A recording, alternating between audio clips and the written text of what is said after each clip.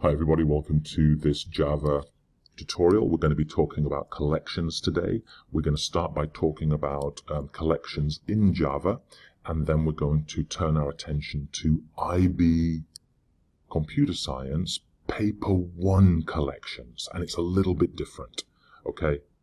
If you're an SL student, you don't need to know the Java stuff, but if you're an HL student, you do, and you'll be examined on it in Paper 2.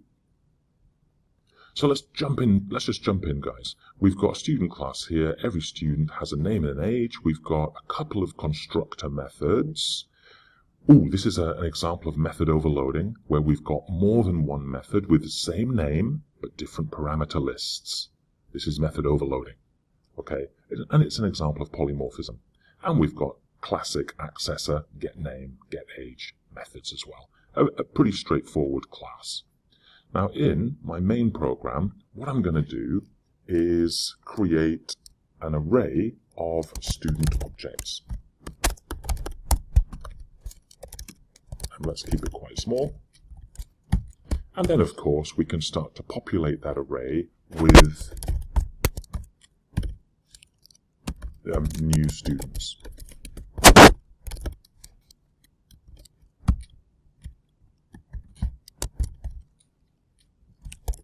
Okay, etc., etc., etc. Now this is great, but one of the issues with using arrays is an array is static, its length is fixed, and in your program later, if you discover that you need more space in your array, it's not big enough, that can cause you a big problem. Right, so if you're not sure how big your data structure needs to be, another option in Java is using array lists.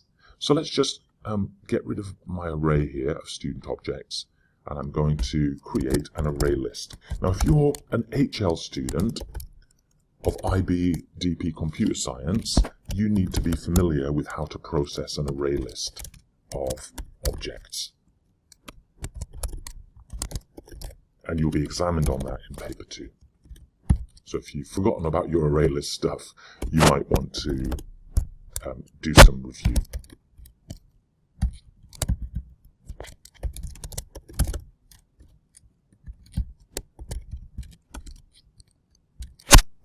So here we've just set up an array list of student objects, and using the array list class add method, we can start to add students to the array list.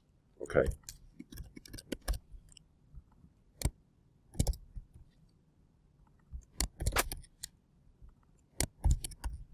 Etc., etc., etc. Of course, there are some other methods in the array list class that we can use. The remove method. Okay. We can also loop through an array list using the size method.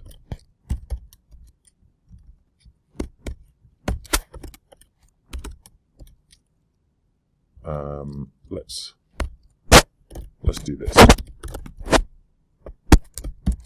Let's set up a variable called count, and let's loop through the array list, and let's say that if. Now remember, to access an element in an array list, you need to use the get method. So that will allow us to get to a student object, and now that we've got a student object, we can continue to use student class methods. Now getName is going to give us a string, so we can use string class methods. So you can just keep going. We're going to count how many jacks there are in the array.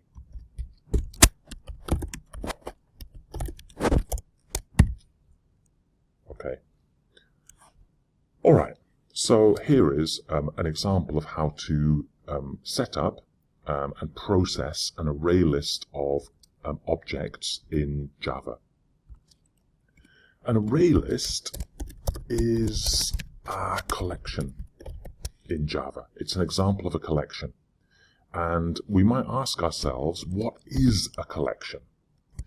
So a collection is a group of data along with methods to process the data. Maybe not the best definition, but that's really what a collection is. It's a group of data. Here we've got a group of student objects, and we've got some methods to process the data. We've got the add method, the remove method, the size method, the get method. There are other methods as well, which the ArrayList class offers us. Okay? So an ArrayList in Java is an example of a collection. And a collection is a group of data along with methods to process that data. Okay?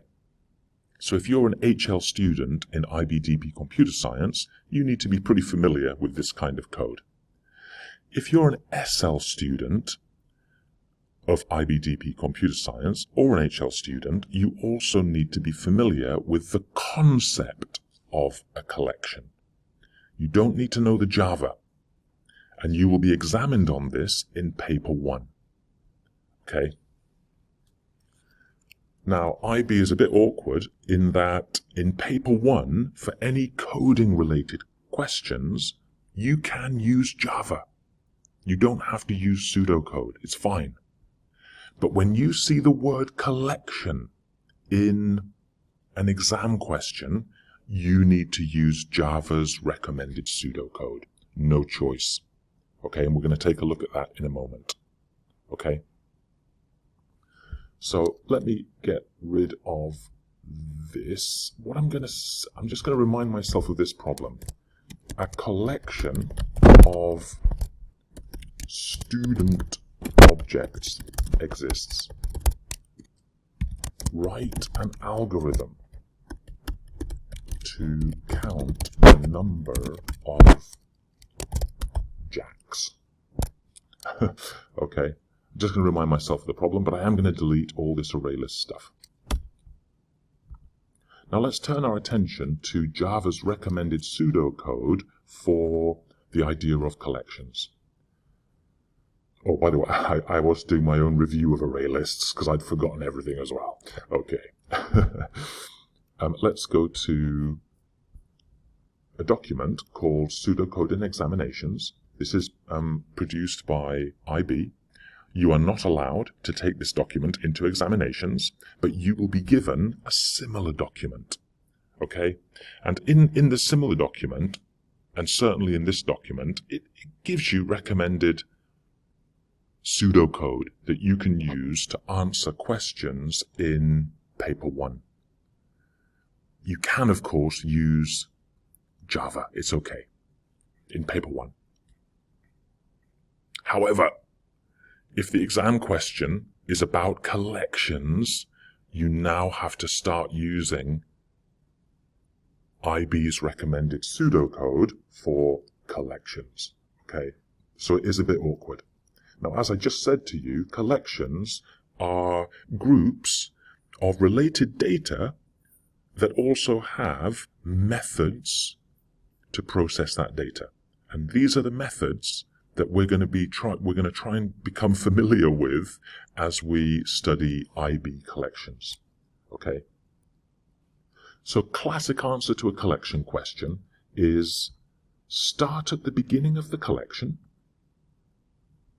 create a loop to loop through the collection, get the next item in the collection and store it in a variable, and then use whatever information is necessary to process that item. That is a classic strategy to solve a collection-based problem in IB Computer Science Paper 1. So let's go back to the problem that we were just looking at. Oh, let's just give this collection a name. I'm going to call it Students. Okay, so let's start at the beginning of the Students collection. We're going to use the reset next method. We're now going to loop through the collection while Students has another item available. Okay? we're now going to get the latest student in the collection, and I'm going to assign it to a variable.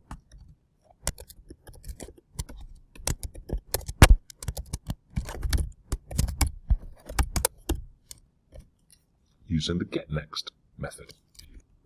So now that I've got a student object and I've assigned it to a variable, I can start processing this variable. Now remember, we're trying to figure out how many jacks there are. I'll tell you what, before we go into the loop, I'm going to do this. Look how easy pseudocode is, guys. Much easier than Java. You don't need to care about data types and semicolons and all that kind of stuff. Okay, I'm just creating a variable called count and assigning it a value of 0. Then we start the loop, get the next element in the collection, and then if the student object that we just grabbed, remember this is all related to the student class, if that student's .getName, if student.getName is the same as Jack, this is just pseudocode, guys. Look how easy that is. We're going to increment the count.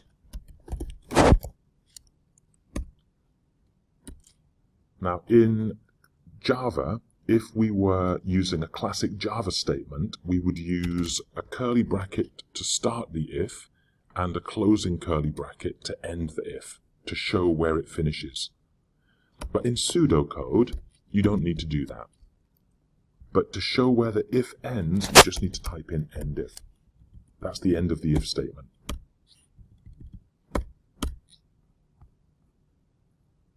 This is the end of the loop. And we just want to output the count after the loop is finished. And that is a pseudocode answer to this problem, which we previously solved in Java. Note that you will have to become familiar with some of this stuff. How to process a collection in an IBDP Paper 1 exam question. And the key word that you're looking for is collection. As soon as you see that, you need to start thinking about this. Okay? I am just going to tell you one more thing just before we finish. This might be useful to you. In this paper, there is pseudocode for creating a for loop, and it looks like this. So another strategy for looping through the collection, if you know how big it is. A collection of 100 student objects exists. Now, of course, this pseudocode will still work. It's fine. No problem. But you can also do this.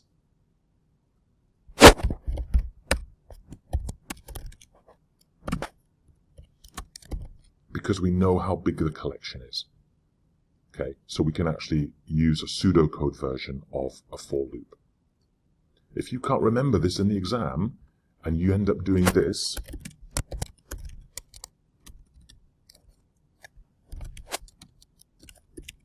it's fine. The examiner will kind of understand what it is you're trying to do. But I do recommend you try and become familiar with pseudocode for collection-based exam questions.